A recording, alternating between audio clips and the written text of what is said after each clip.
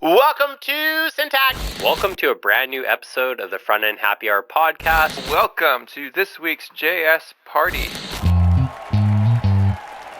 Live from Shipshape Studios, this is Whiskey, Web, and Whatnot, with your hosts, Robbie the Wagner and me, Charles William Carpenter III.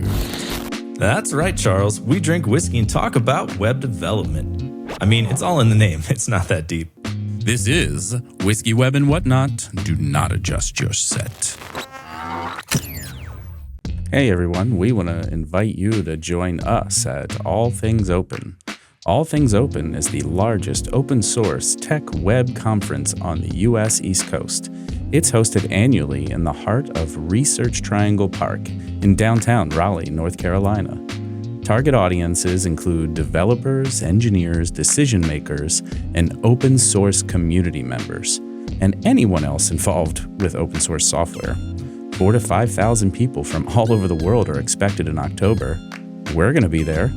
More information can be found online at 2024.allthingsopen.org. I really hope I don't have to spell that for you. What's up, everybody? Welcome to More Drinking a couple days after we drank last with your hosts, Robbie the Wagner and Charles William Carpenter III. You shouldn't tell everyone how much of a drinking problem you have. Everybody knows about mine. Yours is a secret still. You know, you're never going to get promoted. I'm saying it's been at least attitude. a couple days. You're like every day. So yeah, every day. Yesterday I had a date night with my wife, so I had some nice wine. Yeah, nice. Anyway, we digress. We have a special guest today, Michelle. What's going on, Michelle? Hi, how's it going, guys? Good. I think Robbie forgot the whole lesson we learned earlier this year about pronouncing your last name thanks to your sister, where it's kind of like, it's not Bakels, it's like bagels, but with a K. Yes, exactly. Perfect. Yeah. See, I do remember some things here and there. Yeah. I've been omitting all last names because I just don't want to try anymore. I'll let people introduce themselves. Like, would you like to tell everyone at home who you are and what you do, Michelle? Yeah, I love that too. Just toss it over the fence. So my name is Michelle Bakels, and I am program director at G2I working on developer health initiatives, so supporting mental physical health for devs. I also organize React Miami Conf. So that's a kind of medium-sized conference down in Miami for React developers and people who also just like development in Miami, I guess. Now, we kind of expanded our audience unexpectedly last year, or this last April, I should say, which is very welcome. But yes, it's a React developers conference every April. So those are my two main things. Yeah, nice. I think that is a good point. I mean, you can't change the branding at this point, but it feels like so much more than React. Yeah, it drew a bigger crowd for sure. Yeah, before we dive too much into React Miami, which we'll talk a lot about, since you mentioned physical health, I do have a really important question for you. Sure. Is creatine real? Does it do anything? I can't speak on creatine. I have no clue. Okay. I mean, it does a thing. It is ingestible into your body. That is for sure. That's true. It's not poison. You can eat it. Mm-hmm. Yeah, and you can eat it. So no, I think I saw a tweet a couple days ago that mentioned creatine, and I just kept scrolling. I'm sorry. I should have studied. Well, that's reasonable. It's you've got a better curated feed than I. I think there's that. But something that is poison for your body, I think it's fairly proven, is the whiskey. Let's talk about this poison. Sorry, Old Forester. So today we're having the Old Forester 1910. It is 93 proof, and so that's not math. I'm going to do 46.5. Yeah, it's on the bottle.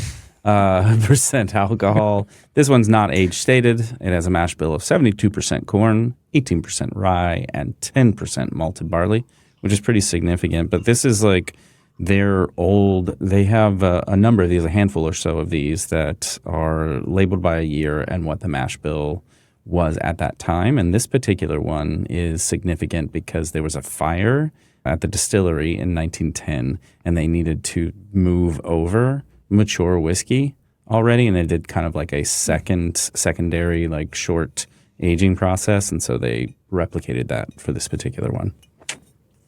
Wow. Interesting. Yeah. So they go set the rick house on fire and move it whenever they make this? Exactly. That's totally what happened. That was more of the impetus, not like, maybe it's true, you had to heat it up to fire levels of heat. and then move it over to another barrel. And imagine if something was on fire and you're like, say the whiskey. That's just a very Kentucky mindset. That's what I would say. I would say, yeah. Priorities. I don't know about that building, but say no whiskey. We can't sell the building. Anyway, that's how I imagine they spoke at that time. So, this is got a little caramel smell for me. Michelle, that's a very healthy pour. It kind of smells like. I don't really know what I'm doing here. This is not my. Did you have a area of couple first? expertise. You're like, no, I didn't. I did smell it ahead of time because I was like, let me just do some positive associations really quickly with whiskey because most of my past association is just shots at a bar or something like that. So yeah, I want a more sophisticated experience here. Okay, yeah, sounds good. We'll do our best. We're sorry that you're stuck with us on this one. Yeah, I'm getting. I won't notes drink of from the bottle like Wheeler. Yeah, good call. I'm getting notes of like, those little chocolates with like liquor in them, like a caramel chocolatey, liquory candy thing. Yeah, like actual liquor or like the liqueur, or like I don't know, the weird like thick syrup kind of stuff. I'm not sure. It's not that specific. Just like some kind of alcohol and candy. Okay. Yeah, I could kind of dig into that like a little bit because I'm getting a little cherry with my, so I get like a bit of caramel, a little cherry smell. So it kind of makes me think of like chocolate covered cherries. So it's like probably closer aligned to what you were talking about. We could drink this too, though. I'm going to prime the palate first. I am. Michelle, first you prime the palate. What's the tips here? It's like you like swish it around in your mouth or... Yes. Mm-hmm. So the whole priming the palate is you have an initial drink and swish it around so that you open up the salivatory glands and you don't have that like strong, crazy burn that overwhelms the flavor. And then give it a few seconds and then you take a second drink and then you're actually getting more of what the flavors are. It tastes a bit like a Japanese stir fry to me. I don't associate stir fry with Japanese cuisine, like teppanyaki kind of thing. Yeah, hibachi style. Yeah. Interesting. I'm not getting that same vibe, but yeah, like a dark chocolate, almost like a little bitter dark chocolate. But I'm gonna have a little more here. Feels a bit burny. Definitely. 93. Not that high. No, not Burns crazy. more to be than this it should burn. for that. Yeah, it's got some fire, got some hug, so that's why I get a little cinnamon on the finish and a bit of like woodsiness. You guys are really good at this. I'm just tasting everything you say. I'm just like, yep, okay, I got that. Well, there is the power of suggestion there, though, to a degree with it. There's something weird in the middle where I almost get like, not that I've eaten this, but when I was growing up, my mom would clean with like lemon pledge, all the wood, and you spray on the pledge, and it kind of. I love lemon pledge. Oh, the taste was good. This explains a lot about you. You weren't dropped on your head. You just drank lemon pledge. I get it. Yeah, I did like there is something about that smell, though. I don't even know if they still make that stuff. But yeah, when the wood furniture would get cleaned and you have that like lemon pledge, like a little chemically, a little lemony. And that I'm getting that in the middle. I definitely taste that too. To me, it's just like this kind of burn, like Robbie was saying. And I'm like, oh, is that just because I have like an unrefined palate and I'm just kind of weak here, but no. You guys are feeling that too. It's above 90, and I think a lot of people who don't drink whiskey every single week would feel that to a degree, I think, like, right? Yeah. And I notice on my third one, I still get some of the burn down my throat, but in my mouth, now that it's done all of that like salivating and you have more saliva in general kind of coating you there, it's a little mellower. So the third time. So, and I would say this as far as like having this while we talk or whatever else, if you find at some point you want to drop a couple of ice cubes in there to kind of take the edge off as well, which will prove it down some, cool it off, totally fine. I just think it's good to try it first as intended out of the bottle and then, make your adjustments. Yeah, I can see that. I'm just going to go with some small sips and taste it a little bit more. It is good. Yeah. This is the slowest I've ever drank whiskey, I think. That's fair. There's nothing wrong with that. At least not in a cocktail, I should say it straight. Right. Like you're used to it as a shot of whiskey. Mm-hmm. I saw something the other day that like they call it a shot of whiskey because the cost of like whatever, like a serving of whiskey. It was a similar amount of like this bullet, whatever the cost of like whatever kind of bullet. And so in the West, they would come out and they didn't have any cash. If they didn't have cash on them, they just swap a shot for some whiskey. And so it would be like, I want a shot of whiskey. Prime. Oh, Yeah, interesting. I saw that the other day too, and I almost sent it to you, and I was like, Chuck knows this already. No, I had no idea. I'm glad that like you. I have cast the illusion of knowledge, but no, I had no idea. I'd never heard that. Yeah. And I was like, that sounds cool, even if not true. You guys did an episode with like Taylor Poindexter, which was like so high level, like it was like so deep into the whiskey. She was like going into the science. Oh yeah, she knows her stuff. So she's fun. Yeah, like if you want to hang out and explore whiskey, I was saying to her the next time I'm in DC, I would love to just like let's go out to a place. I'd love to like see kind of what you're into and what you would recommend and all of that stuff. Yeah, I bet there's great places in DC. There's like the best place in DC. There's just I won't go into it too I'm much. sure we'll be there in a month or so. Yeah, the Jack Rose is what it's called. If you find yourself in DC, highly recommend. Amazing whiskey selection, no matter what you like. There's thousands of bottles. Food for thought. We got to find that in Miami. All I know is the next time I'm in Miami, I do not want to drink Malort. Nope. Yep, done. Oh, the payload guys gave that to you, no? Yeah. Yes, Yeah. yes. Yeah, I'm still a little salty. Yeah, I think in Miami I've seen more rum. Yeah, makes sense. Yeah, like more And I rum tasting. And aged rum is actually quite good. It's not like some sugar bomb. So Right. I can get down with that. When in Rome, we could as they do say. rum, react, and ramblings instead of whiskey. Oh my 11. gosh. Did you, you Okay. just came up with that off the top of your head? That yes, and okay. I don't. I mean, we haven't discussed it or whatever. I don't know if we're gonna do another thing this year, but if we do, can we do that? Yes. Whatever it is, it's that. Yes. Okay. Yes. All That right. sounds amazing. I love Hey, it. Just okay, source cool. like local brands, and that'll be a 10 out of 10 for me. Okay. Yeah. I'll work that out. Yeah, and we'll for even sure. make some one-off T-shirts. Hopefully, ones that don't Those insult ones you will be- this time. Yeah, I think it might go over well, or at least fit in maybe better than React was a mistake at a React conference. But that got a lot I of liked it, conversations going, and yeah, Prime shielded those for us a couple of times. So I thought they were funny when I saw them. I was like, that's Yeah. good. I think Kent was the only one that didn't like him. He was like, my Yeah. entire Was premise it and brand is legitimate, this. or was it just a disapproval? I think it was just a disapproval. So, Okay. and that's okay.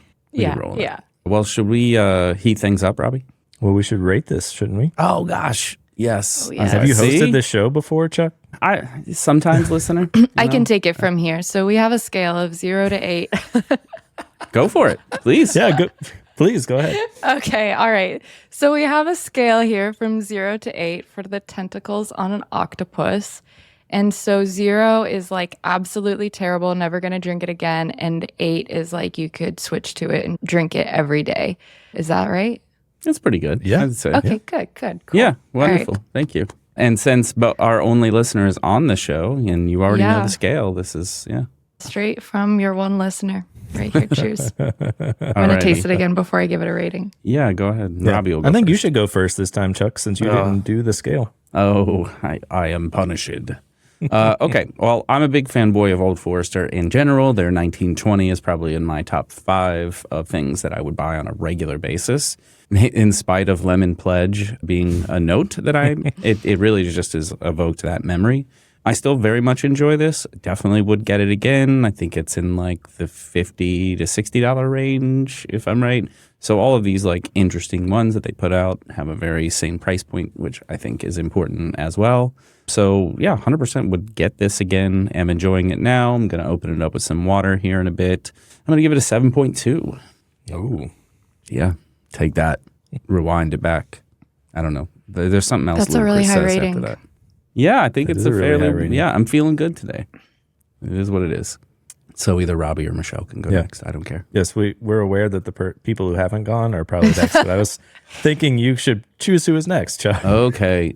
Well, fuck off you. I pick Michelle. All right. So I think I'll give this probably like a 6.8 because I am a pretty novice whiskey drinker, so I think I'm just getting used to that experience altogether. But with that said, I'm doing way better than I expected, and I'm enjoying this. I'm actually like, it grows on you. I'm like really kind of like enjoying this like as a drink. I'm learning how to drink whiskey, which is really exciting. So maybe we'll bump it up to a 7 because of the just general excitement around this new experience for me. Yeah, and everything is Nice. context, right? So it's just like compared to other things you've had, this is much higher for you, and like it intrigues you and kind of opens up maybe some other things you'd be willing to try. Yeah, I'm pretty stoked about this. Nice. Looking Nice. forward to sharing it with a friend actually after. She likes whiskey, and I feel like this is going to impress her. Very cool. You're welcome. Thanks, guys. Yeah. I think this, I don't think I've had Old Forester other than the 1920. I probably have had like one here or there, at Jack Rose or when we've been out various whiskey drinking times, I've probably had some. But like on the show, you said that we haven't done another one, I don't think. No. Comparing it to the 1920, it's a little less good. And I feel like I probably gave that like a 7. So I'm going to have to give it just a little bit less, but it's still pretty good. So I'll say 6.75. 6.75. Wow. Yeah. Accuracy. So, yeah. Well, we just kind of mess with it a little bit. There's no science behind any of that. Anyway, I just want to make it hard when we have to do floating point math to like average them together. it's true. I was like, which types are we getting into? Yeah, because we do want, and I did this a long time ago, actually. I've done that whole like develop a star rating system for not the system itself, but for display in a UI. And it's super fun to figure out what is 0.75 or 0.8 or whatever else in a star. If we make it a whiskey bottle, it would be even more fun. Anyway. Well, if it's one solid bottle, that's easier than a separated star. Yeah. But anyway. You digress. Some sort of CSS masking or something else Tailwind will have to do for us.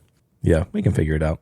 All right. Heat it up, bro. Something we often don't figure out well is TypeScript. So TypeScript, do you use inferred types or explicit types? I use inferred types mostly. So I'll just give some context there. I am a solo developer on a lot of projects, have been for the last 3 years, and nothing that I'm really working on in the last few years is super data intensive. But in the past, like I did work on like really data intensive projects in which I definitely found that explicit types were helpful for like understanding the code and getting clarity, but not so much these days. That's fair. Yeah, that makes sense. Yeah. I don't know that I would bother with types at all as like being one of the only people working on something. The amount of times that I've typed things to any and I'm like, and it's a private repo, no one will know. There you go. Your secret's safe with us. Who's going to know? They'll never know. No one. Yeah. All right. So actually, we've touched on this, but Tailwind or vanilla CSS? I love Tailwind. At first, I was one of those people that just kind of had that gut reaction, like that averse gut reaction to looking at it. Again, like, I don't know how to explain this. Like, everybody's busy, so I don't like to sound like just this complainer, but I really do feel often strapped for time. So I am trying to always use the thing that I'm fastest with, especially if it's like good and proven. So it took me a while to jump on the Tailwind train, and I did it because I just kept seeing more and more people that I respect, like speaking really highly about it. And so gave it a shot, and it was definitely, there was a bit of a learning curve, but it was way faster to pick up than expected. And then at some point you start getting used to using it, and then you can start kind of like guessing what something might be in Tailwind instead of like going back and referring to the documentation, which in my opinion is still the number one developer documentation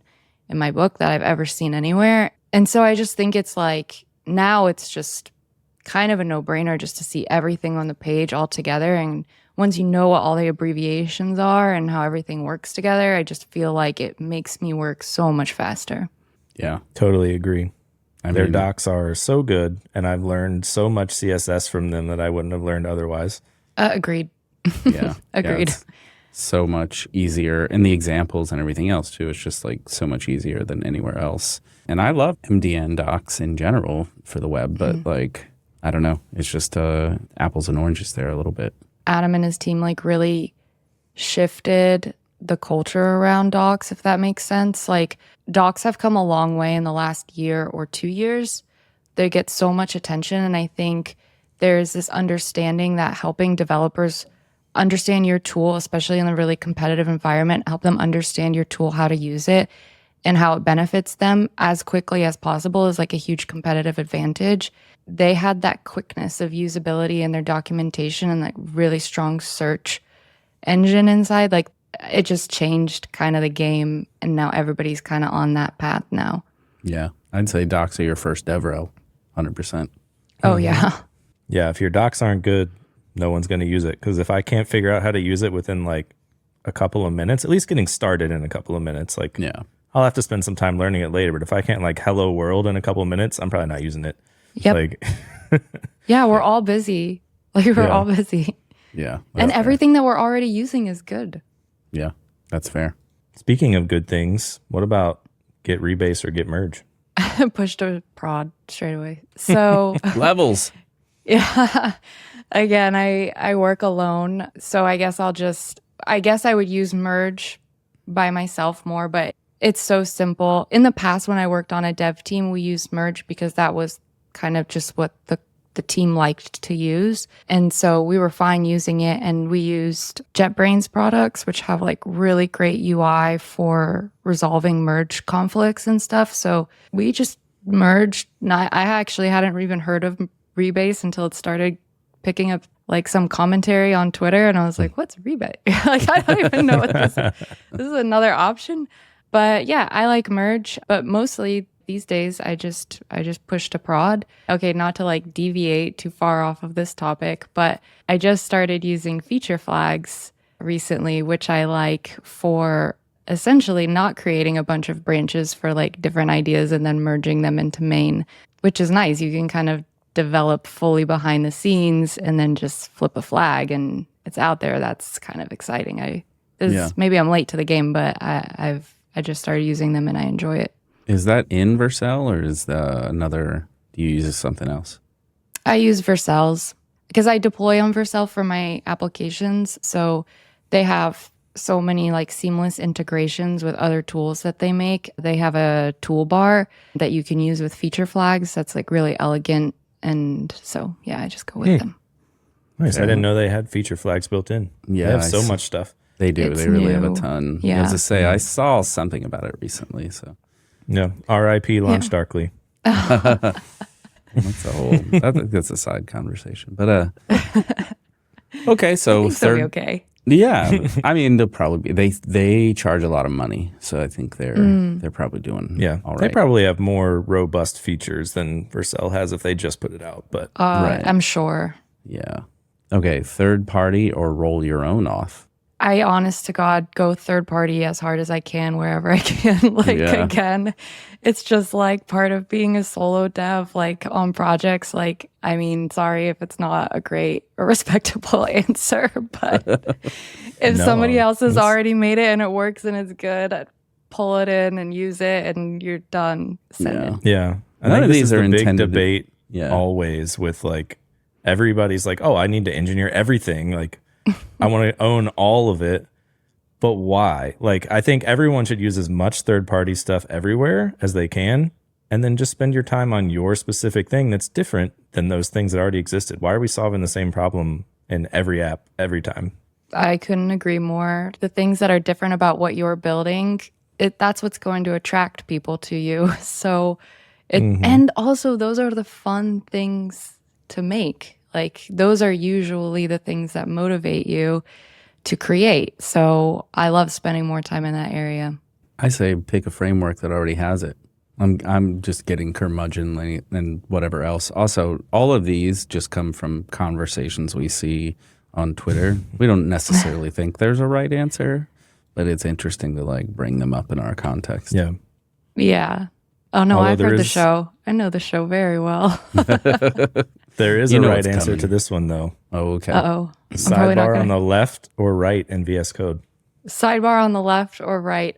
There is a right answer, and it goes on the left. I have had people like definitely pique my curiosity on this, and I tried switching it to the right, and it feels like you're writing left-handed all of a sudden. Like if you're right-handed, it feels like you're all of a sudden left-handed, or vice versa. And I'm just like, oh, I can't, like, I can't get oriented. It's just on the other side, and people would swear it's this huge productivity boost. It's so underrated, and I'm like, oh gosh, I don't know. I'm not seeing it. I'm not getting it. It was like supposed to be instant gratification, and I didn't get that. So I just went straight back to left hand.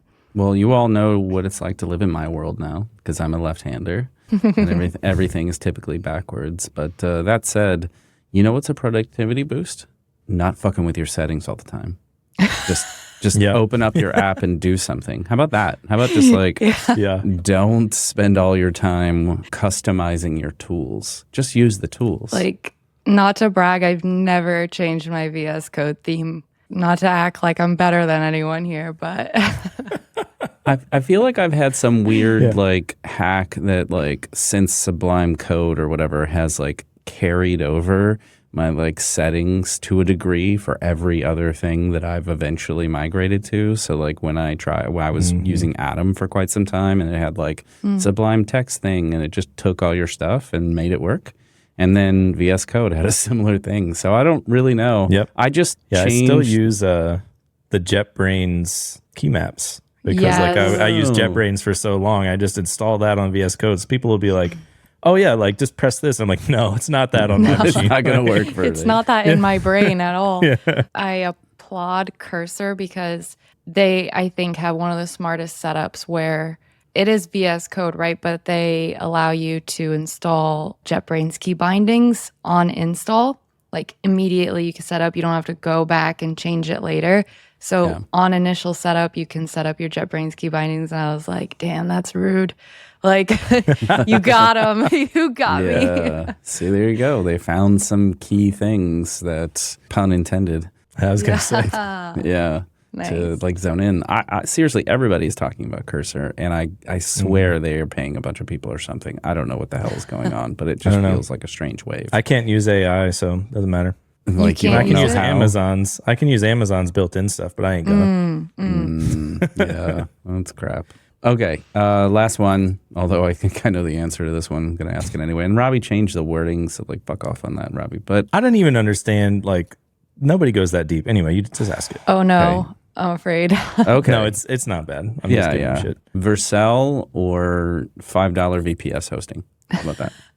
I talk about Vercel so much. People swear all the time that I work there, and I do not. So I have to go Vercel again. Like just going back, the theme of these hot takes has been whatever is the easiest thing to do as fast as possible.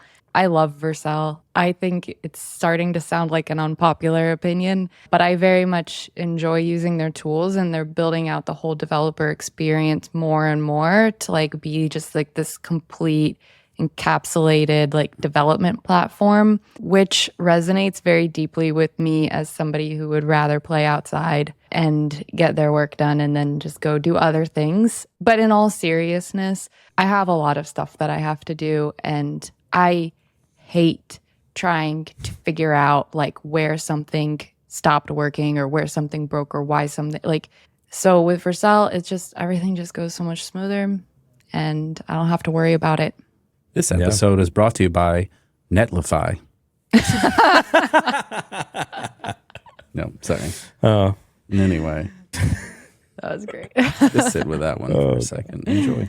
I put a couple of drops in my whiskey because that's one of the things I like to do. A long time ago, someone told me a great way to like experience 2 tastings in a whiskey is you get your 2-ounce pour and you first try it right out of the bottle. Well, don't drink it from the bottle at a bar. You get arrested for that. But first have a bit of it to have your taste, and then you can take a little dropper with distilled water and just add a couple of drops in there. And as you mentioned earlier, Taylor can tell you all the science behind that and why it actually changes the whiskey, but it does. And then you have like kind of a second tasting, or you can get some similar effects by like adding. Should I swish it around? I have some water here. Should I like swish it?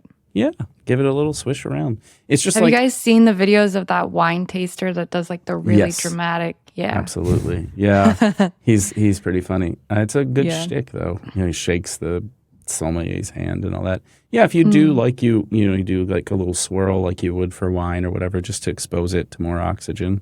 That's a thing. Wow. That is different. That's actually way more different than I expected it to be. It's Like it's smooth. just the tiniest bit that I poured in there like completely changed it. Yep. Actually smooths it Wow. out a bit, and Even more enjoyable right now. you can tell people we're not totally full of shit.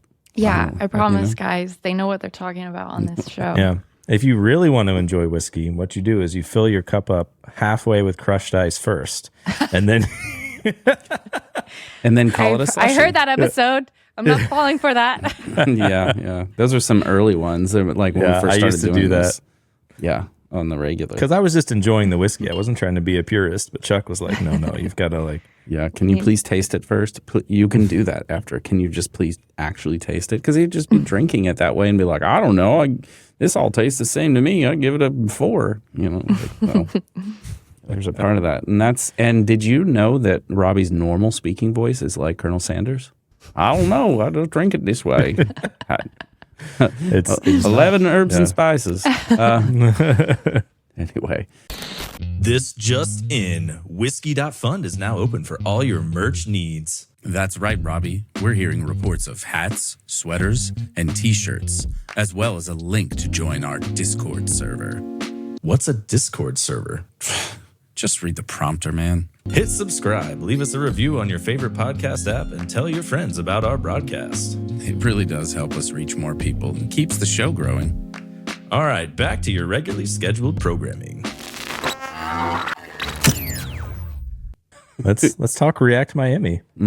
What Can you tell us? We're not streaming, so you can tell us all the juicy details. All the details. This is like, confessional for me. I can like get this all off my Let it chest.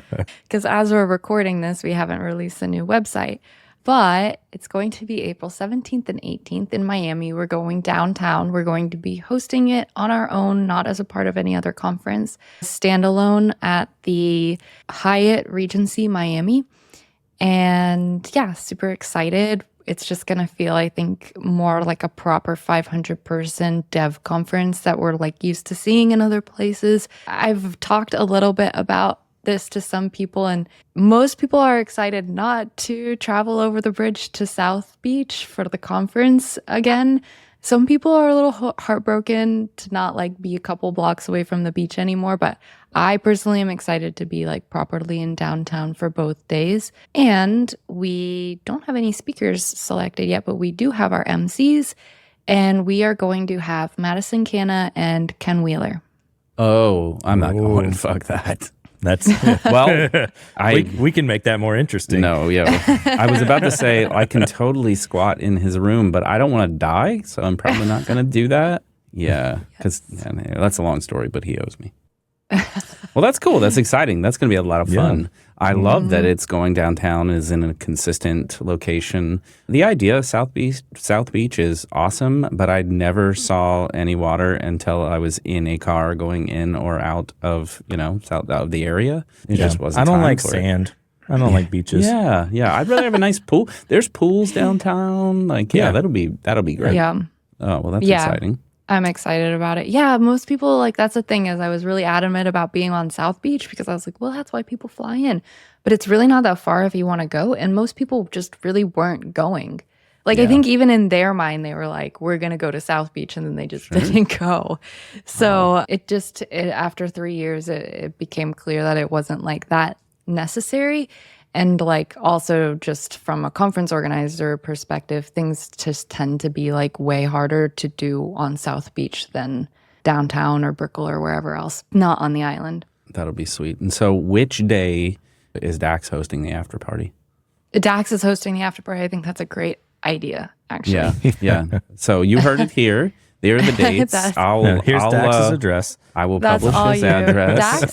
Dax really is like, it's so funny because obviously he's pretty vocally against like React, Next.js, all these things, right? Yeah. But like Madison just said it best yesterday on her episode. He's like somebody that like definitely has a online presence.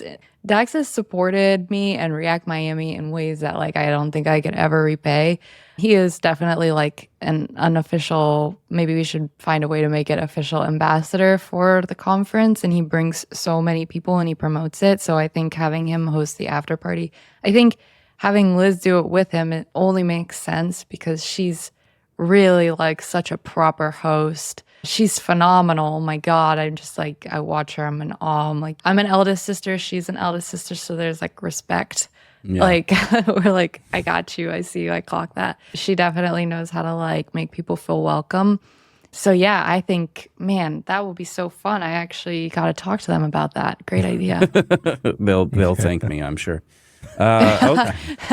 Liz is always really nice, and Dax is always down. He might make a comment on Twitter, but he's usually down. Yeah, fair enough. So did you watch the Null Star basketball game for Laravel Con? I did. I was just immediately so impressed by the quality, like the production quality of this basketball game. I was almost more distracted by the production quality that I was like not necessarily really watching the game. Yeah. But I was just like, wow, they got like Scott and Wes on each side of the screen, like sports commentators. They got like all of the overlay graphics. Like this looks like a legitimate league. It's not just like one standstill camera. Like they had like cameras moving around the court and like videoing the bench like during halftime. I watched the whole game. I couldn't like, I have Arc browser, so it just pops up that little like window you can keep watching your videos. It's perfect. But I was so impressed. Like they had like uniforms, like they had actually like I know. I think that was all Sentry, uniforms. Right? Was it all Sentry? I have no idea who. I mean, Sentry definitely sponsored it. I don't know who. Like, I don't know if the teams themselves paid for their. No clue, but it was so impressive. The whole thing as a conference organizer, whenever I see stuff at other events, I have this like habit of just starting to tally costs and like and that what's the production effort here? Like how many emails were sent about this? Like, reaching out to companies like who can video this or whatever. Like immediately I'm just like, damn, this kind of started off as like a joke tweet from Dax, and then it's like a full-on and then it blew Twitter up into the real thing. And also, they all got to drive the Lambo. I was like, dude does not care. He's like, sure, keys, take it. I was shocked by that. I was like, wait, so everybody gets to film content in this Lambo right now? Yeah, they're like, they can buy another one, and all. Yeah, well, they probably spent Lambo money just to like do that game. I'm sure. Yeah. Sometimes people like. They'll send me, and I love seeing ideas. I love seeing what other people are doing, and I'm happy to look at ideas. A lot of times people send me ideas that are expensive ideas, and I'm like, yeah, that would be great. Let's see how the budget plays out. And so people were sending me some videos of like the stage with like the smoke and like the neon lights, and I was just like, this huge screen, and I'm just like, oh my God, like, do I need to become a PHP developer? Like, maybe we're going to do PHP Miami. I don't know. Like, look at this budget. So many people have been like, whoa, there's something to it. I mean, I've heard for a while that Laravel brings a lot of sanity to PHP. And to be fair, my experience in it was early dev career, WordPress plugins, kind of jarbled garbage. So it was like, even jQuery felt more organized than PHP at that time for me. But, I loved PHP. It was so like JavaScript, but less safe. Like, it's like, this can be anything you want. Just ship it. All right, cool. Yeah. Like, well, it does have the $sign for variables, right? Or whatever in there. So. That's how they make so much money. Every time you type a $sign, you get $1. Yeah. And it's like, is it like Office Space where like a micro whatever of a cent gets transferred every time somebody types. That's what Laravel has. It is that behind the scenes. It runs that program. Yeah. Oh, wow. So smart. I'm glad someone The more you know. Yeah. Ding, ding, ding. Cool. I want to talk a little bit about Developer Health OS. So that's another thing that you do, and obviously a core function of your job at G2I. I'm very interested in this because I feel like with the current like job marketplace and I think a lot of people are experiencing like stress and exhaustion, possibly me as well. Yeah, so the Dev Health OS, Developer Health Operating System, it's this guide. I don't even know how many pages. When I wrote it in Google Docs, I think it was like 70, 80 pages long guide to burnout recovery, prevention, and optimum performance. It's something that was one of the first projects that I started on when I worked at G2I, and the founder of G2I, Gabe Greenberg, and I, we started it together, just sharing our experiences and our knowledge with basically like working through burnout for different reasons. So I had like a lot of stress that I developed in the workplace that led to this, I mean, as far as I understand now, like a permanent heart condition. It's fine. Like it doesn't really show itself as long as I'm not really stressed. But if I do get super stressed, then it kind of starts to creep back. And if I stay in like chronically stressful situations, then it's just like, it really disrupts my life. So that was my experience being like a totally burnt out developer. And then Gabe, he has his own issues that he was working through for years with like chronic illness from, I think, mold exposure and also mercury poisoning. And he's, had to deal with that while starting a company, growing a company, like being a CEO founder. When Gabe and I met, we actually met through starting to work on React Miami. I didn't work at G2I, and we both just live in South Florida. So we met to talk about React Miami, what this could be. And at the end of our lunch, he was like, just riffing like ideas or whatever. And he's like, I want my company to be the first company that prioritizes the health of developers. And I was like, fucking do it. Like, I was like, do it. Like, nobody's doing it. Nobody cares about this. Like, I'm extremely burnt out. And it was like this, such a foreign thing. Like, I was just like, what do you mean? Like, prioritize us? Like, because everybody always treats us like we're so spoiled and like, what more could we want? And we don't really have any problems. And that's just not really the truth. Like, yeah, we have a lot to be thankful for and grateful for, but that doesn't mean that everything else just gets pushed down. So anyway, I go to work at G2I and we start working on this huge guide to burnout recovery prevention and optimum performance. A lot of it is pulled from my experience of like being a burnt out developer, and then his like experience of like dealing with chronic illness and learning how to manage that through his career. So just pulled together so many lessons. We had experts work on it that, we had a brain health doctor that talked about the neuroplasticity of the brain and like how technology affects the brain. And we talked to this woman, Dr. Leah Weiss, who's like a Stanford professor. She wrote a New York Times bestselling book about essentially like occupational burnout, organizational burnout, and like how to work better on your teams. She wrote like a guest section. Gabe's own therapist like wrote a section about how to find a good therapist, like green flags, red flags, all of these things. So then we worked with an editor who kind of organized all of this like huge chunk of text that we had written and worked on.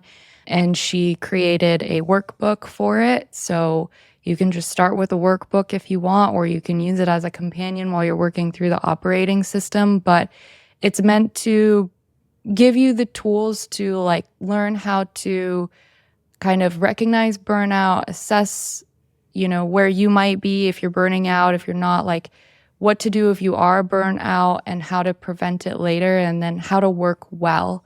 Like we have this kind of phrase that we use, like finding restful work, which like I think if you're burnt out, you'll probably scoff at that and be like, that's not real. But like it is if you like learn how to like prioritize like certain things in your life and set boundaries. And it doesn't mean that every day is like super cushy and easy or whatever, but like you get to kind of have some control over your life. And I think that's really important. Yeah, definitely important. It's a light at the end of the tunnel kind of thing. And I think that's why folks like Robbie sometimes go down the rabbit hole of open source software. Not that I don't do some, but sometimes you like to build stuff you like instead of whatever you're forced to build. Yeah. So, and if you want to mention the URL real quick. devhealthos.com. Easy peasy. Like it. Yeah. Robbie, do you want to cover any other tech things before I am itching for non-tech things, but you can go right to non-tech things. had a little bit more whiskey than I maybe meant to. So I'm not ready to drive a conversation at this exact point. So yeah, that should make you all more like, why does React suck? But anyway, that's okay. We can save that for another time. Yeah. Cool. So given the kit that you're wearing today, I would be remiss if I didn't mention Inter Miami. You already have Messi. So I don't know where else you could go with this. But can if you also get clean? Oh my gosh. Anyway, yeah. Robbie's Like you guys each got a dad joke in there now. So that's true. Okay. Yeah. So yay us. If you could sign any player in the market right now, who would it be? Oh man. DeAndre Yedlin, bring him back. Just kidding. You know what? That's a controversial player. I liked Yedlin. Same. I liked him. Yeah. You had to make cap room though. So. Yeah. I thought we had Ariel Lassiter for a little bit, who's been traded around, and I just I don't know, there's something about him where I feel like maybe we didn't get to see his full potential with us. I don't know, he was like somebody that, again, like people really were like, I hate to say like negative things, like Ariel Lassiter is going to listen to this, but like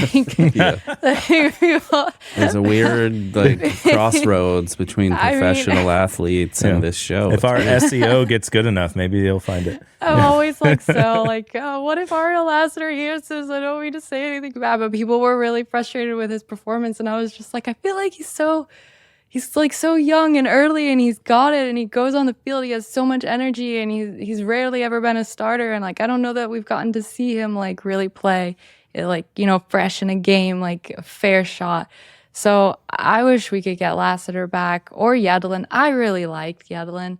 But yeah, I mean, how could you ask for more? Like even beyond Messi, like of course we have Busquets and we have Jordi Alba, we have like Suarez, like these legendary players, right? Like it's not even fair. But we also have we have great players that have gotten better in the Messi era that kind of unlocked potential, like Robert Taylor, Benjamin Kramaski. We have just an awesome team right now. Like Messi hasn't even played like the last 6 games more probably. Yeah, and we've still been winning. Like the team is phenomenal. Right. Yeah. There's some depth there. So you don't want anyone. You're not like, I wish we had, I don't know, like Virgil van Dijk or Erling Haaland or. Oh, yeah. I mean, I guess they're good. That's what I said. This was an open-ended question, and you're like, I don't know. I want the guy from Cincinnati back. I want him back. I guess I just kind of like kept it to the MLS. But with that said, I don't really know that much about other leagues either. Like besides people that get like put up for the Ballon d'Or or whatever. Like I don't really know like who else is playing out there. I'm not like a soccer fan because I I like the MLS specifically. And I kind of got into liking soccer later in life, like kind of accidentally. And so I don't really even like the Premier League and all this stuff. Like I don't actually know who all of these great players are because I don't really watch these games. I see. That's pretty much all I watch is the Premier League and a little bit of Italian League and most people like have their like Premier League team and then they like watch MLS because it's the local thing. Right. And it's like, I don't really know what's going on in the Premier League, but I'll watch the Euros and the World Cup and Copa America. And you're primed for the World Cup in 2 years. Oh my gosh, I can't wait. Yeah, and you and Robbie both, you're going to be like so excited. Listen. I'm going to be so broke. Oh, yeah. So broke. Yeah, what I want to see, having watched like 20 minutes of rugby at the Olympics, why don't we watch more rugby? Like, because it's hard to understand the rules. Yeah, I don't understand the rules. I respect the game. I don't need to understand the rules. It's just fun to watch. The rules are so simple. Okay. Well, we'll have I promise. Like if you can follow soccer and if you can follow American football, which is what I really grew up with, was like NFL. There's so many things that are like that just feel like stop what again. Stop. Like, we got to talk about this again. Let's figure it. Hold on. Stop. I know you just tried to kill each other. Hold on. Let's stop again. Let's talk about it for 3 minutes and figure out the next thing. Yeah. I mean, I grew up in the Midwest, so I'm a familiar. I can't say I've ever had any passion for egg ball game, but I do like going to live sports. I almost doesn't matter. Like Yeah, I would go to any live sport except for golf, I think. Like, yeah. Although, no, the Phoenix Open is supposed to be like the most fun. I mean, I've been to like tangential parties. Having not been to golf live, I don't know how it works, but I'm just like, okay, can I pitch something at you guys really quickly? Like, whole, I don't know. Yeah, go ahead, please. Remind me where you live. I'm You're in Phoenix, Virginia and Phoenix. And he's in, okay. Yeah. So you guys aren't, okay. So there's a new golf league coming that's going to be way more accessible to general fans called TGL. I don't know if that stands for the golf league. I have no clue. That's what I'm wondering. I actually know somebody that works for TGL, and they were like, it doesn't stand for the golf league, and we don't really know what it stands for. Okay. But it's called TGL, and it was started by Tiger Woods. And so it's meant to kind of create this like classic 90-minute-ish like Team A versus Team B stadium sport experience for golf. So basically, like, it's 3 versus 3 of like world famous players. They're like all on different teams. South Florida has a team called Jupiter Lynx. And there's like going to be a team in Boston and LA, San Francisco, all over. Like, there's going to be like 6 teams to start. And like, yeah, it's basically a stadium experience. And you watch them like do these different golf challenges. And part of it is kind of like on a little tiny, like not a tiny, like it's about the size of a stadium. So like some bit of green. But then the rest is like if they do like really long shots, like it goes and hits like a net that like I think is some sort of mesh technology or whatever that captures like the speed and position or whatever and can like basically project where it would have gone, the ball. And so they can like compete on like short game, long game, all these different things, but it's going to be like a more friendly, you don't have to go for 3 days or whatever to like watch a whole thing or travel to like some golf course like across the nation, like because it'll be touring sport. Right. Interesting. It's like watching people play Topgolf. Except for they're much better. Well, when you say it like that, I mean, Topgolf League. No, I think that would be fun. Like, I'd watch Tiger Woods do some Angry Birds shit. Like, I love the Angry Birds game. It's true. It's like top players, like, and it's like they have like Alexis Ohanian, Serena Williams, Venus Williams. They have like all of these like huge investors like in it. Where that to me is like, you know, okay, this is promising. This got some legs. They got something going here. So I'm super excited. They're going to start in January 25, I think. Make golf a cooler sport. So maybe that will be the extra React Miami outing. If all things converge. We'll just take the Brightline train up to Palm Beach Gardens. Fort Lauderdale. Yeah. Oh my gosh. If we always have an Inter Miami game with React Miami, I'll be happy. I love bringing everybody. Not for next year. Oh yeah, I forget that they're off. Sorry, I have the European schedule in mind, and we don't end until May, and then start back in August. So yeah, I forget it's off. I gotta wait till like November-ish to get that. Yeah, TBD. That was fun though. Yeah, very. Okay, I want to know, if you weren't in tech, what career would you choose? So, like other guests have said, tech is definitely a great career. Offers like the incredible opportunity to work on cool things and also have like great work-life balance and salary, whatever. So if I can suspend reality for a minute and act like I could also have a great life in any other field and just do the thing that I think is cool, I very legitimately might join the circus or do acrobatics. For the last couple of years, I've done aerial silks. I don't know if you guys have heard of that. I've seen that before. So yeah, my friend, the one that likes whiskey and I'll be sharing this bottle with, she also showed me that there are like these classes in our area for like aerial silks and like performing and whatever. And the instructor used to like perform in the circus. Like she's super legit. And so we've been taking her classes for years and it's so awesome. Like every week, it's so fun. It's just creative and gets you moving, and it's like scary and fun at the same time. So, and there's so much. There's like that you can do with acrobatics, like lyra and trapeze and a million things, and it's all fun. Like you feel like you're a kid again and you're just playing.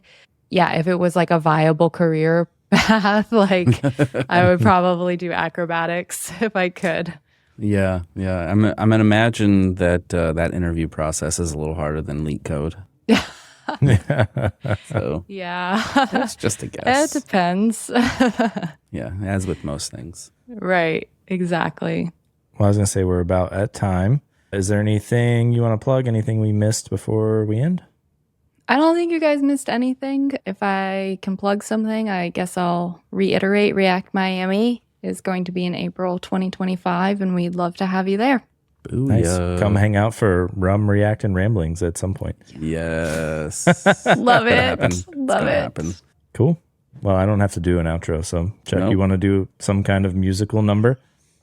Oh yeah, I'm not. Well, I got nothing You for don't you have now. to. No, I don't. On the spot. You've been watching Whiskey, Web, and Whatnot, recorded in front of a live studio audience. What the fuck are you talking about, Chuck? Enjoyed the show? Subscribe. You know people don't pay attention to these, right? Head to Whiskey.fund for merch and to join our Discord server. I'm serious. It's like 2% of people who actually click these links. And don't forget to leave us a 5-star review and tell your friends about the show. All right, dude, I'm out of here. Still got it.